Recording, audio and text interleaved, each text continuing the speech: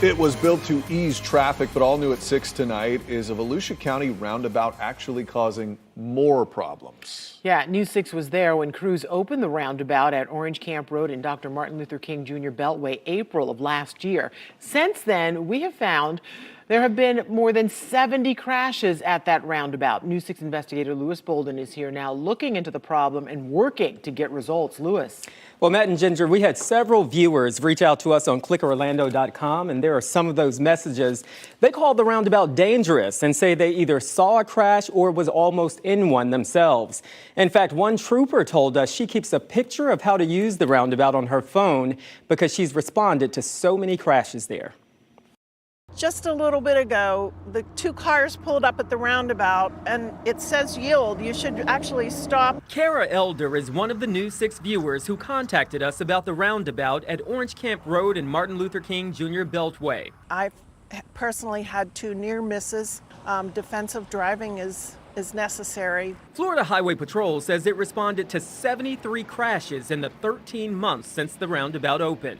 It's shocking that it's that many, and it's the same crash that I keep on working. Trooper Mick DeLices Garcia is all too familiar with the traffic circle. She says she's responded to so many crashes there, she keeps a picture of the roundabout on her phone to show drivers how to use it. I realized it was kind of the same pattern or the same issue where drivers weren't familiarizing themselves or with the signage on the roadway, or they didn't know how to navigate through a roundabout that's a two-lane roundabout. There is another two-lane roundabout built by FDOT less than 5 miles away at West Haven Road in 1792. State data shows there were only 17 crashes there over a nearly 2-year period. We compared both roundabouts. At the so-called problem roundabout, we found there is more of a broken line, so drivers think they can change lanes.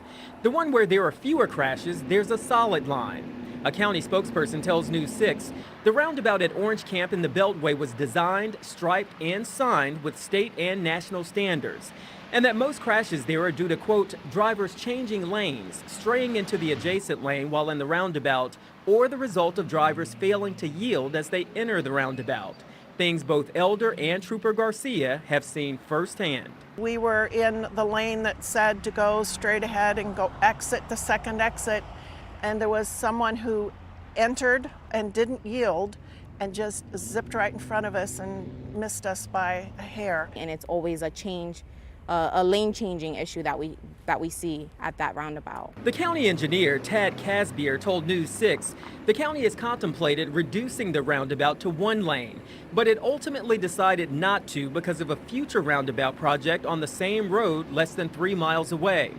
That project, spearheaded by FDOT, will build another 2-lane roundabout at the intersection of State Road 44 and Kepler Road, and the county doesn't want to confuse drivers. We need to figure this one out first. There has to be an education element going on here, or maybe signage. Volusia County engineers say they are evaluating potential adjustments to help drivers understand and follow the driving pattern. They say they have already made a change by removing the left turn arrows in the center of the outside approach lane, and they will be modifying certain signs heading into the roundabout. Of course, we will keep checking in on this, and we will bring you all of the updates. Matt and Ginger? A lot of folks just don't get the roundabouts. I think we could have Trooper Steve spend about 3 years just doing going roundabouts. around. We need to put him around. Yeah, all right. exactly. Thank you, Lewis.